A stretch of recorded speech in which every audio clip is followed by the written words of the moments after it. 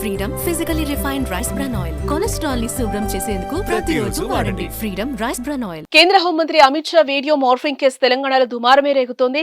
ఢిల్లీ పోలీసులు స్పీడ్ పెంచడంతో కీలక పరిణామాలు చోటు చేసుకుంటున్నాయి. ఢిల్లీ వర్సెస్ హైదరాబాద్ పోలీస్ అన్నట్టుగా సీన్ మొత్తం మారిపోయింది. గురువారం జరిగిన హై డ్రామాతో ఒక్కసారి ఢిల్లీ పోలీసులు కంగుతిన్నారు.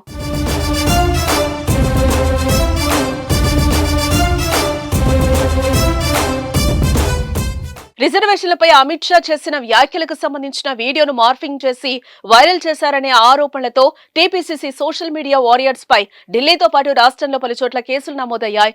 BJP general secretary Premender Reddy ఫిర్యాదు మేరకు గత నెల 27న సీసీఎస్ పోలీసులు ఎఫ్ఐఆర్ నమోదు చేశారు. అయితే ఢిల్లీలో నమోదైన కేసులకు సంబంధించి విచారణకు రావాలని మే 1న రేవంత్ రెడ్డితో పాటు మన్నే సతీష్ సహా 5గురికి నోటీసులు ఇవ్వడం జరిగింది.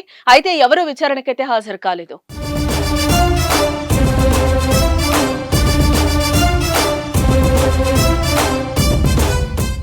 కేసు విషయమై ఢిల్లీ పోలీసులు గురువారం ఉదయం గాంధీ భవన్ కు వచ్చారు.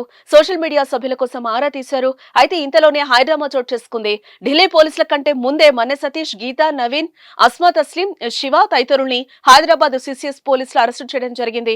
తర్వాత సైబరాబాద్ కమిషనరేట్ పరిధిలోని ఓ ఠానాకు తరలించి సాయంత్రం వరకు అక్కడే ఉంచారు. వారి కోసం ఢిల్లీ పోలీసులు సైబర్ స్టేషన్ ఉండే సీసీఎస్ భవనం పరిసరాల్లోనే ఎదురు చూడాల్సిన పరిస్థితి వచ్చింది. పోలీసుల అదుపులో ఉండడంతో వారిని అరెస్టు చేసే అవకాశం లేక ఢిల్లీ పోలీసులు ఉన్నతాధికారులను సంప్రదించారు. నిందితులను కస్టడీకి తీసుకునేందుకు కోర్టు ద్వారా ముందుకెళ్లాలని భావిస్తున్నారు.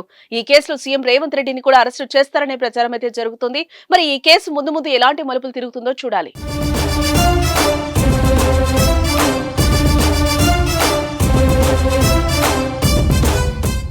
సుమన్ టీవీలో మీ పర్సనల్ అండ్ బిజినెస్ ప్రమోషన్స్ కోసం కింది నెంబర్కి కాంటాక్ట్ చేయండి.